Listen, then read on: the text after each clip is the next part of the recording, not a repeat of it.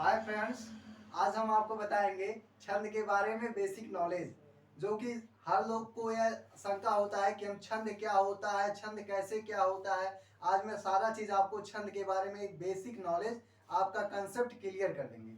ठीक है, आप देखिए, छंद को इंग्लिश में मैट्रेस कहते हैं। क्या कहते हैं? मैट्रेस कहते हैं। छंद का परिभाषा क्या है? तो अक्षर, अक्षरों की संख्या, क्रम, मात्रा, गणना, यति, गति इत्यादि से संबंधित विशिष्ट नियमों से नियोजित पद रचना छंद कहलाती है। मैंने क्या कहा कि क्रम, मात्रा, गणना, यति, गति से संबंधित विशिष्ट नियमों से नियोजित रचना पद छंद कहलाती है। छंद का दूसरा नाम क्या है? पिंगल है। इसका कारण यह है कि छंद शास्त्र के आदि प्रेरता पिंगल नामक के ऋषि थे। ठीक है, समझ गए आप? छंद का दूसरा नाम अगर कोई पूछेगा, भैया छंद का दूसरा नाम क्या है? पिंगल भी है। ठीक है, छंद का सर्वप्रथम उल्लेख किस वेद में मिलता है? तो डायरेक्ट कहिए भैया, छंद का सर्वप्रथम उल्लेख ऋग्वेद में मिलता है। कौन सा वेद? ऋग्वेद में। अब देखिए छंद के प्रकार। छंद तीन प्रकार के होते हैं: वार्णिक छंद, मात्रिक छंद और मुक्तक छंद। वार्णिक छंद का परिभाषा क्या है और मात्रिक छंद का परिभाषा क्या है और मुक्तक छंद का परिभाषा क्या है, हम आपको बताते हैं आगे। अब आप देखिए मात्रिक छंद। अभी तक मैंने आपको बताया कि छंद तीन प्रकार के होते हैं। कौन कौन से भैया? एक तो होता है मात्रिक छंद, दूसरा कौन सा होता है? वार्णिक छंद, तीसरा कौन सा होता है? मुक्त छंद। ठीक है, अब देखिए मात्रिक छंद का परिभाषा क्या है। मात्रिक छंद मात्रा के नियम के आधार पर रचा गया छंद मात्रिक छंद है। क्या मैंने कहा? मात्रिक छंद मात्रा के नियम के आधार पर रचा गया छंद, यानी मात्रिक छंद में जो मात्रा होता है, मात्रा के आधार पर रचा गया जो छंद है उसे मात्रिक छंद कहते हैं। अब देखिए वार्णिक छंद, वर्णों के नियम के आधार पर रचा गया छंद वार्णिक छंद होता है। क्या मैंने कहा कि वर्णों के नियम के आधार पर रचा गया छंद वार्णिक छंद है। ठीक है, अब देखिए मुक्त छंद, चरणों की या फिर चरणों की अनियमित स्वच्छंद गति, भावनाकुल यति, भावनाकुलुत यति विधान ही मुक्त छंद की विशेषता है। निराला से लेकर के नई कविता तक हिंदी कविता में इसका अत्यधिक प्रयोग हुआ है। अत्यधिक प्रयोग हुआ है। अब मैंने आपको बता दिया कि मात्रिक छंद का परिभाषा क्या है, वार्णिक का और मुक्तक का। अब देखिए छंद के अंग कौन कौन से होते हैं। तो मुख्यतः छंद के 7 अंग होते हैं। कौन कौन से होते हैं? आप देखिए, पहला होता है चरण या पद या पाद। ठीक है, दूसरा होता है वर्ण और मात्रा। वर्ण का मतलब समझते हैं ना? वर्ण का मतलब होता है अक्षर। अक्षर का अर्थ होता है अनास्वना। अतः वर्ण मूल खंड ध्वनियों के नाम है जिनके खंड नहीं हो सकते। तो सीधे बात समझिए कि जिसका खंडन या विखंडन नहीं कर सकते वह वर्ण कहलाते हैं। ठीक है, अब देखिए संख्या और क्रम। क्या मैंने कहा? तीसरा है संख्या और क्रम, चौथा क्या है? गण है, पांचवा क्या है? गति है, छठवा क्या है? यति या विराम चिन्ह। विराम चिन्ह जानते हैं, ऐसे लगता है। ठीक है, अब देखिए उसके बाद सातवां है तुक। अब देखिए छंद जो होता है उसमें मात्राएं कैसे लगाए जाते हैं, कहाँ छोटी की मात्रा होती है, कहाँ बड़ी की मात्रा होती है। कहने का तात्पर्य इससे है कि कहाँ पर एक पाई यानी लघु मात्रा और कहाँ पर यस यानी गुरु का मात्रा लगाया जाता है। तो आप सीधे समझिए कि जहाँ पर छोटी की मात्रा हो या छोटा ऊ का मात्रा हो वहाँ एक पाई, जहाँ बड़ा ऊ का मात्रा हो या बड़ी की मात्रा हो वहाँ पर यस लगाया जाता है। आइए अब हम आपको दिखाते हैं।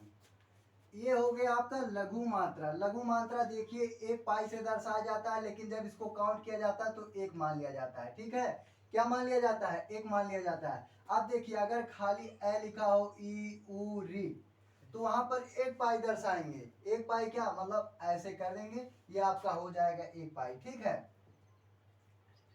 अब आप देखिए एक होता है गुरु मात्रा।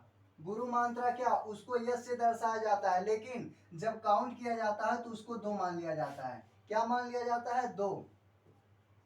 अब देखिए जब आ का मात्रा हो, जैसे आ पे आ का मात्रा, ई का मात्रा, ऊ बड़ा ऊ, ए आए ओ औ, यहाँ पर क्या लगेगा, यहाँ पे भैया यस लगेगा, यस लगेगा। और जब काउंट करेंगे तब इसको 2 मान लेंगे, और इसको एक पाई से दर्शाया जाता है, लेकिन काउंट करेंगे तो एक मात्रा मान लेंगे। उसके बाद देखिए अनुस्वार होता है। अनुस्वार मतलब समझते हैं, हिंदी में देखिए 11 स्वर होते हैं। कहीं कहीं आप देखेंगे कि स्वर को लोग कहते हैं 13 होते हैं, लेकिन भैया वो 13 स्वर नहीं होते हैं, 11 स्वर होते हैं। जो 2 स्वर बताते हैं अंग और अ को, वो आयोगवाह कहलाते हैं। आयोगवाह में एक अंग होता है, एक अ होता है, जिसका नाम एक तो होता है देखिए अनुस्वार, अनुस्वार जिसको ऐसे में लिखा रहता है अंग, और एक होता है विसर्ग, जैसे मान लीजिए अह लिखा हो, ठीक है। तो देखिए जहां विसर्ग रहेगा या अनुस्वार रहेगा वहां पर भी यस आपको लिखना है। क्या लिखना है, अनुस्वार रहेगा तब यस लिखना है, विसर्ग रहेगा तब भी यस लिखना है। अब देखिए बहुत लोगों को कंफ्यूजन होता है कि भैया मान लीजिए कोई शब्द ऐसे आ गया जैसे अनुग्रह, तो जो आधा गया है मतलब आधा किसी वर्ण के पहले यदि आधा वाक्य आता है तब क्या मात्रा एक पाई लगेगा कि यस से दर्शाया जाएगा, कि लघु लगेगा, कि गुरु लगेगा। अगर एक वर्ण के बाद आधा वर्ण या अक्षर आता है तो उसका क्या होगा, तो मैं आपको समझाता हूँ। आप देखिए, आप एक कॉपी पे इसको जरूर से जरूर नोट कर लीजिए। देखिए नोट, किसी शब्द के पहले यदि आधा वर्ण हो तो उसकी मात्रा नहीं होती। क्या मैंने कहा कि किसी शब्द के पहले यदि आधा वर्ण हो तो उसकी मात्रा नहीं होती, किंतु यदि आधा वर्ण किसी वर्ण के बाद आए तो आधा वर्ण पहले में जुड़कर गुरु में ट्रांसफर होता है, गुरु में कन्वर्ट होता है। गुरु मतलब क्या, ऐसे यस से होगा गुरु, ठीक है। आप देखिए फॉर एग्जाम्पल में, आप देखिए मैंने लिखा त्वचा, तो त्वचा में यहाँ एक पाई यहाँ यस लग गया। अब ये कैसे हुआ, ये देखिए मैंने क्या बोला, किसी शब्द के पहले यदि आधा वर्ण हो तो उसकी मात्रा नहीं होती। अब देखिए यहाँ एक वर्ण है ना, उसके पहले आधा तय आया कि नहीं, तो आधा तय आया, इसकी मात्रा क्या, कुछ भी नहीं होगी, इसलिए खाली वह की मात्रा एक पाई से दर्शा दिया जाएगा। इसको हम कहते हैं लघु और इसको हम कहते हैं गुरु, ठीक है। अब यहाँ जैसे देखिए तत्सम, यहाँ आप देखिए यहाँ एक पाई यहाँ एक पाई, ये देखिए आधा तय इसमें जुड़ेगा, यहाँ यस लगेगा। अब कहेंगे भैया ये आधा तय इसमें कैसे जुड़ा, तो देखिए किंतु यदि आधा वर्ण किसी वर्ण के बाद आए तो आधा वर्ण पहले में जुड़कर गुरु हो जाता है। तो भैया देखिए एक वर्ण है उसके बाद आधा तय आया ना, तो उसके बाद ये तय में जुड़ जाएगा, तो जब जुड़ेगा तो यहाँ क्या होगा, यहाँ पर यस होगा। तो मैंने तत्सम लिखा, ये आपका एक एग्जाम्पल हो गया, ये आपका दूसरा एग्जाम्पल। तीसरा देखिए, मान लीजिए कर्म लिखा गया है तो मैं का मात्रा क में आएगा, तो यहाँ क्या होगा, यहाँ यस दर्शाया जाएगा, और यहाँ पर एक पाई। मान लीजिए कर्म लिखा है तो वहाँ एक मात्रा होगा और यहाँ पर भी एक। फॉर एग्जाम्पल आप देखिए मैंने लिखा ना क र मैं, अब क में हलंत लग गया तो खाली र और मैं पे मात्रा लगेगा, न कि क पे लगेगा, ठीक है। ये सारे एग्जाम्पल हो गए। अब हम आपको बताते हैं छंद का पूरा अच्छे से, कि जो मात्रिक छंद होते हैं उनमें 3 भेद होते हैं। कौन कौन से, सम मात्रिक, अर्ध सम मात्रिक और विषम मात्रिक, ठीक है। आगे चलिए देखिए।